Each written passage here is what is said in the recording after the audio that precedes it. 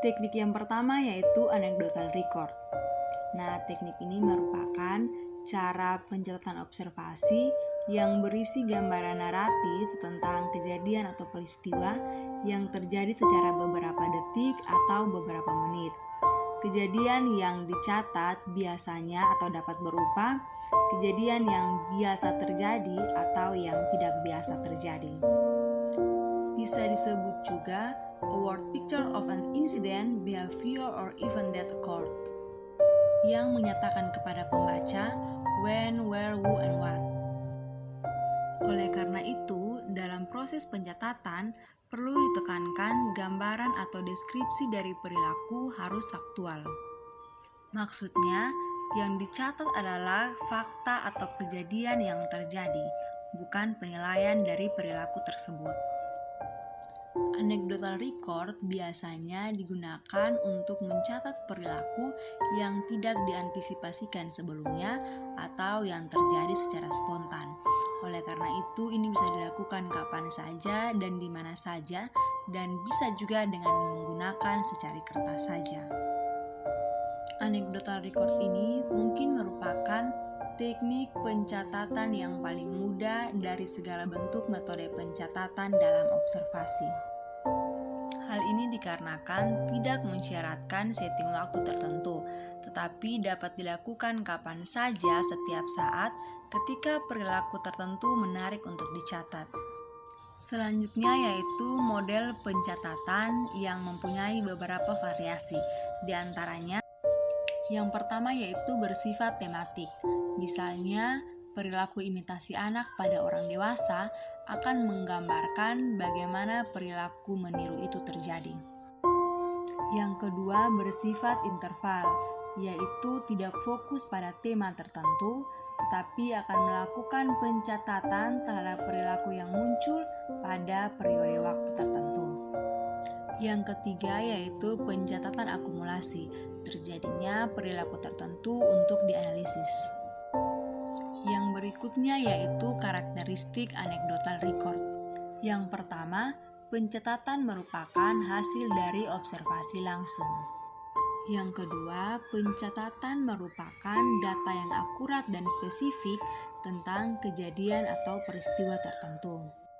Yang ketiga, menerangkan tentang konteks terjadinya perilaku, mengidentifikasi setting dan situasi.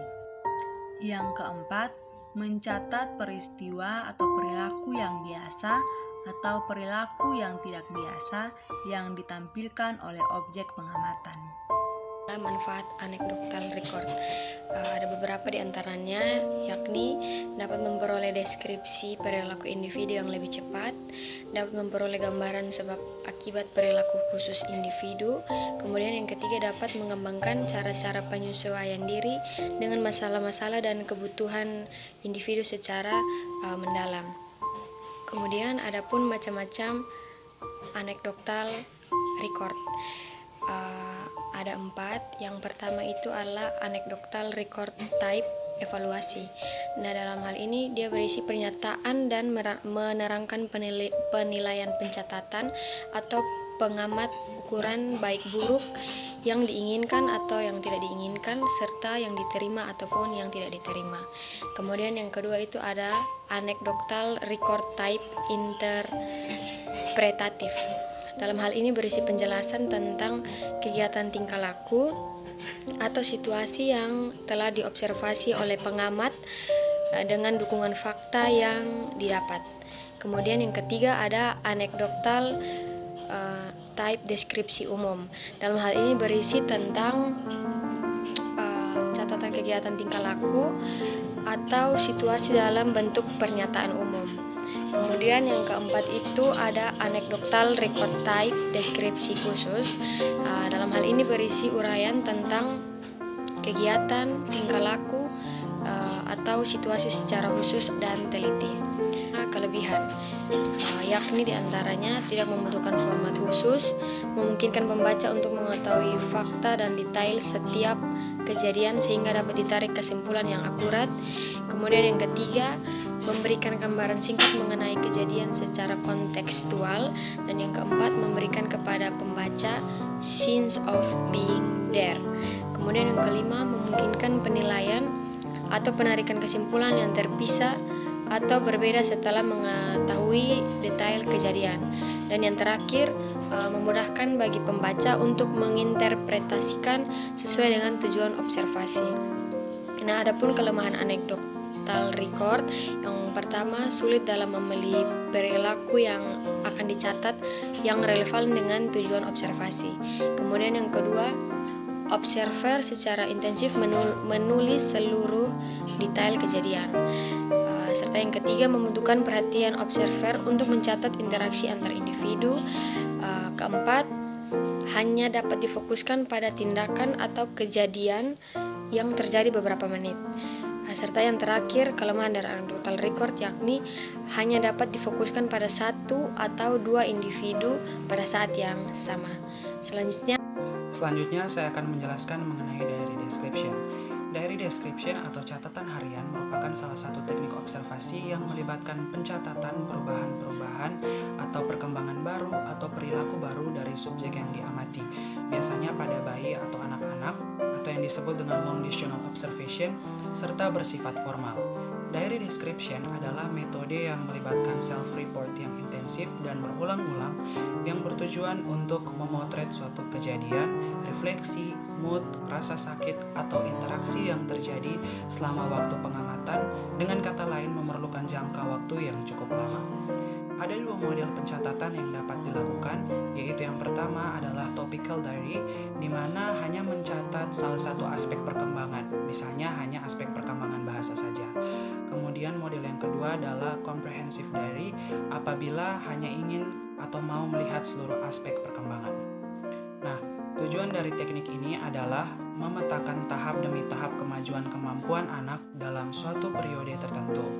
Observer mencatat secara langsung pada saat kejadian atau perilaku itu terjadi sesegera mungkin setiap hari, sehingga membutuhkan interaksi yang tetap dan berlangsung lama. Oleh karena itu, perlu adanya pendekatan yang optimal terhadap observer dan anak.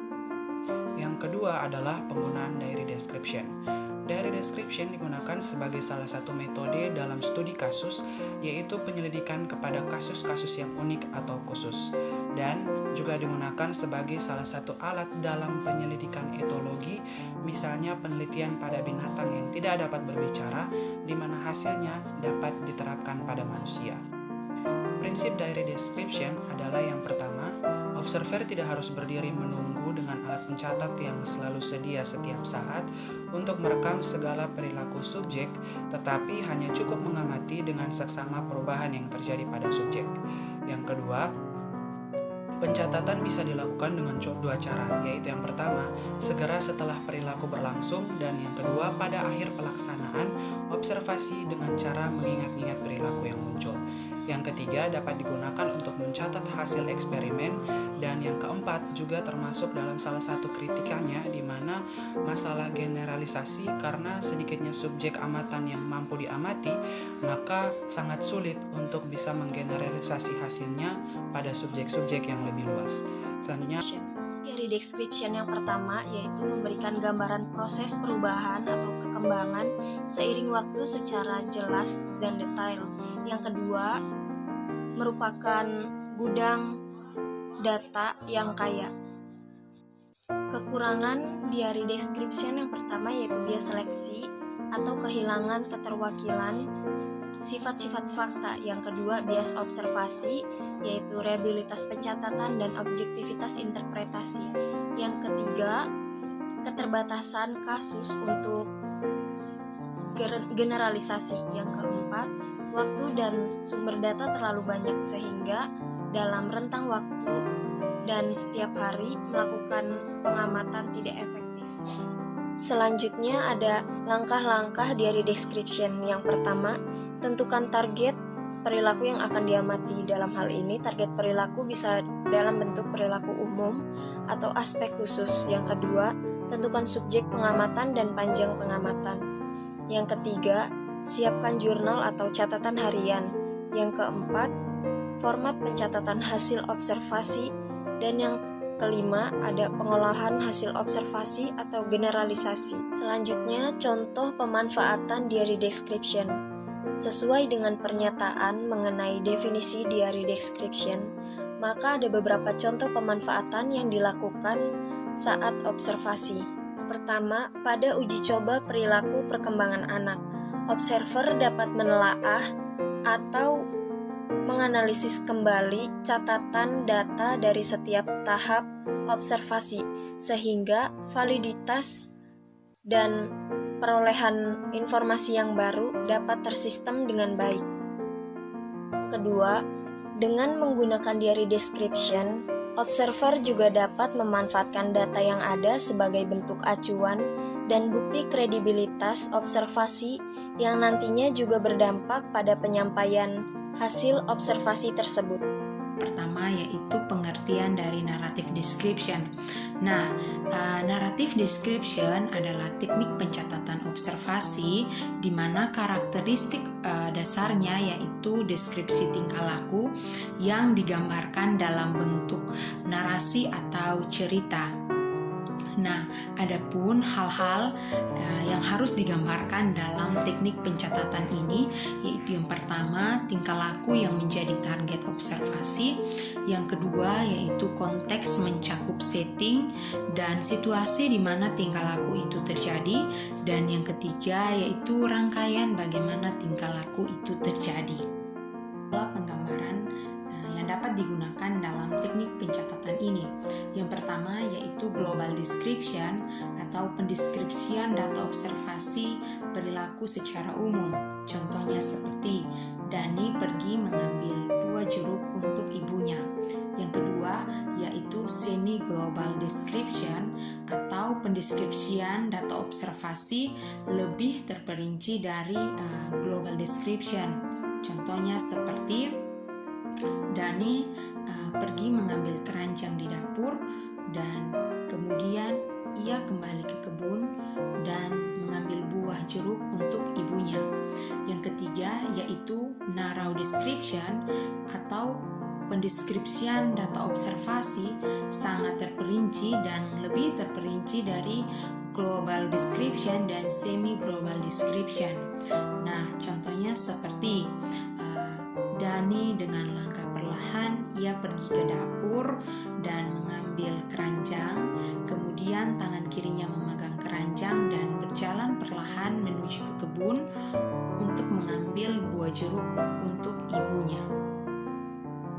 Yang berikut yaitu pencatatan yang digunakan dapat berupa hal-hal berikut.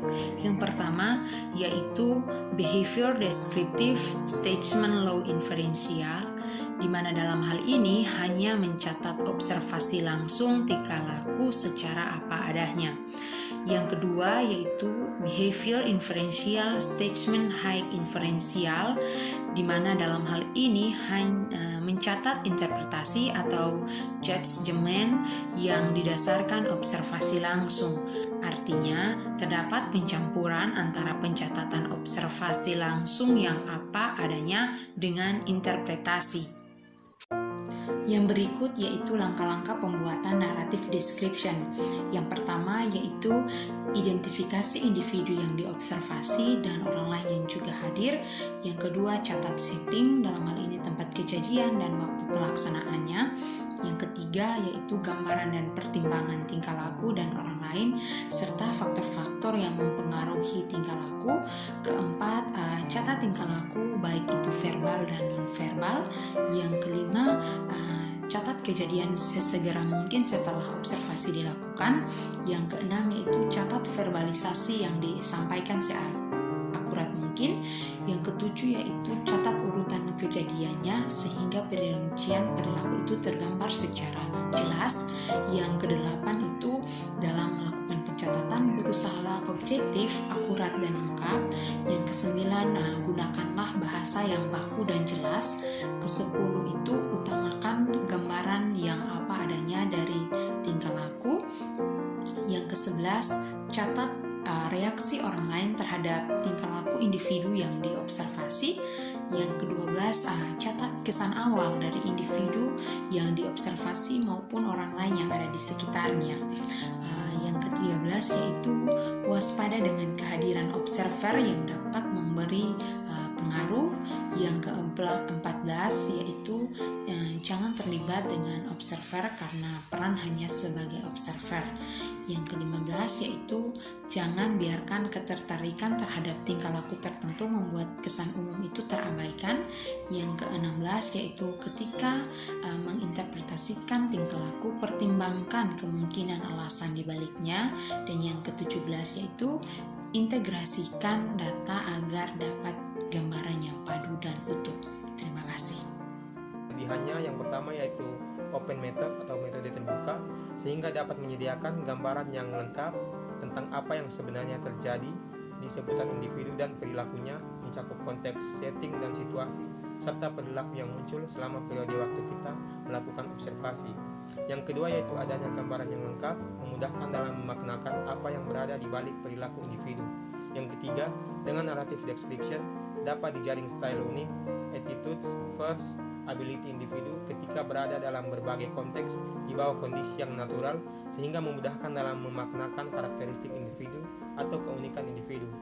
Yang keempat yaitu pencatatan narrative description akan sangat bernilai apabila kita ingin mengetahui bagaimana perilaku individu berada dalam konteks yang serupa setelah mereka bertambah usia, terutama bila kita ingin mempelajari perubahan perilaku dan perkembangan individu di waktu-waktu dan tempat yang berbeda. Yang kelima yaitu memberikan data tingkah laku dan kesan umum. Yang keenam yaitu memberikan gambaran urutan kejadian. Yang ketujuh yaitu menjadi alat untuk mengumpulkan informasi dan menemukan tingkah laku atau kritis. Yang ke-8 yaitu memungkinkan melihat perkembangan. Yang ke-9 yaitu memberikan data mengenai kesukaran-kesukaran yang berkelanjutan. Dan yang 10 yaitu menjadi pendahulu sebelum dilakukan observasi dengan pendekatan kuantitatif. Berikutnya yaitu kelemahan narrative description. Yang pertama yaitu memakan waktu yang relatif lama dalam proses pencatatannya. Yang kedua yaitu membutuhkan observer yang banyak. Yang ketiga yaitu biaya lebih mahal karena menggunakan banyak observer. Yang keempat yaitu tidak efisien apabila kita ingin mendapatkan data perilaku sampel yang representatif secara cepat. Yang kelima yaitu perilaku sulit untuk dikuantifikasi ke dalam sistem coding. Yang keenam yaitu membutuhkan skill dan usaha yang kuat dari observer untuk tetap mengamati dan mencatat data perilaku secara detail dan terus-menerus ketika periode observasi. Yang ketujuh yaitu sukar untuk divalidasi mengenai hasil pencatatannya. Yang kedelapan yaitu kadang sukar menggambarkan keseluruhan tingkah laku kritis. Yang kesembilan yaitu kadang memberikan data yang sukar digeneralisasikan. Dan yang 10 dari data satu observer dan ke observer yang lainnya dapat berbeda. Contoh dari pencatatan narrative description, contohnya yaitu nama observer Florence, nama observer Bobby, usia 7 tahun, jenis kelamin laki-laki, konteks observasi sekolah dasar, tanggal 24 Januari 2020, waktu 9.20 sampai 9.30. Bobby mendekati 3 orang anak yang sedang berkelompok yang sedang mengerjakan matematika. Dia mendekatinya tetapi tidak berbicara sepatah kata pun. Dia kelihatan tidak nyaman. Dia mulai mengatakan sesuatu, kemudian melihat ke bawah. Kelihatannya dia tidak mengerti apa yang harus dilakukan. Dia kemudian ke tempatnya. Salah satu ketiga anak tersebut melihat kepada Bobby dan melambaikan tangannya ke Bobby sambil berkata, "Bobby, kamu mau gabung?" Bobby tersenyum, menggelengkan kepala dan duduk di tempatnya sendiri. Kelihatannya Bobby kecewa. Sekian dari saya.